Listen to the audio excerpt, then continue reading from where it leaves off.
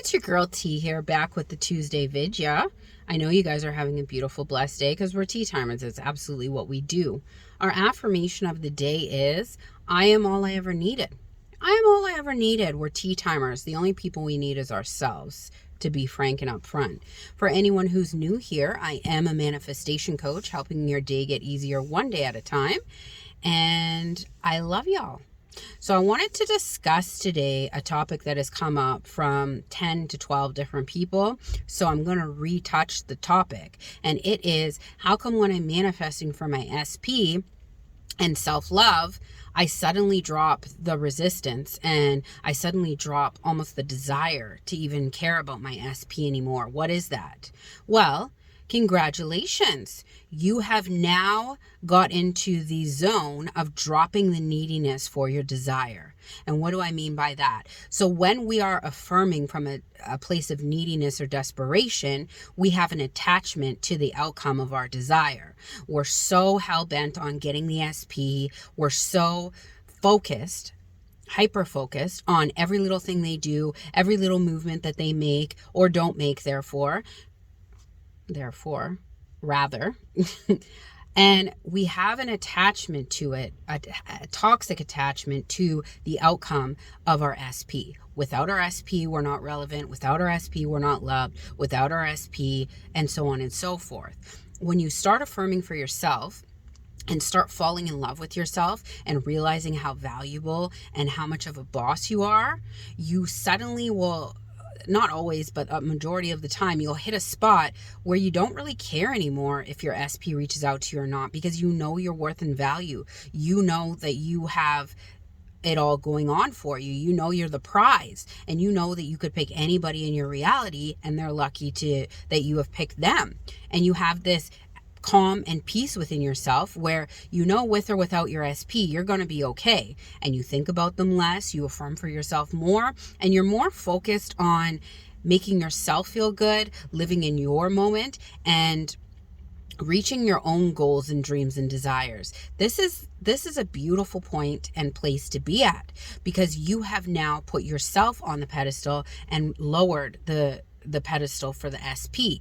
So you're at the top now, and all your focus is shifted to yourself, which is the real end game of manifestation. To prioritize yourself, do things that make you feel good, put yourself on that pedestal, because you're the main attraction in your reality. You're the one who should be focused on. You're the one who should be giving yourself the love, care, and attention that you need, with or without the SP. So this is where you feel a detachment. It's almost like you cut a cord with your attachment to the SP and needing them. And it's a great thing, because now you're in a sweet spot where you're focused on yourself and you're giving yourself the love and the attention that you're asking for from an outside entity. And it will the SP will naturally come in now, and you won't even have to do any work for them because you are focused on yourself. It's like Neville says, the only change we need to make is what we see in the mirror. Basically ourselves, because if we don't love ourselves, who can love us? And if we don't focus on ourselves, who can focus on us? It's like I said in a few prior videos, where I'm like, if you're constantly chasing the SP and you're constantly focused on what they're doing and when they're coming in and how much they text you or didn't text you. Oh, you're going to the mall, I have to go to the mall. Oh, I'm going to force bumping into them. Oh, I'm going to force all these unnatural occurrences. You're kind of messing with the middle, and you're forcing yourself onto the SP. And that energy is icky. It's ew. It's not the kind of energy that you want to attract someone in with.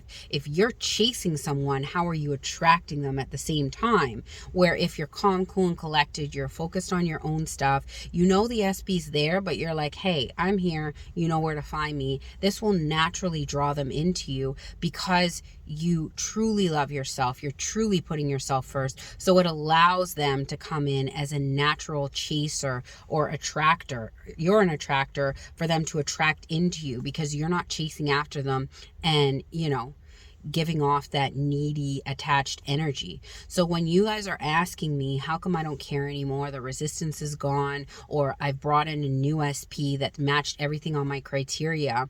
You're letting go of the attachment, the neediness to the outcome of what you desire. And this is a sweet spot to be in because it will naturally come in for you. So celebrate yourselves. You have prioritized yourself and made yourself the prize. And now somebody else can come in and recognize you for the prize that you have always been. You just had to convince yourself of that.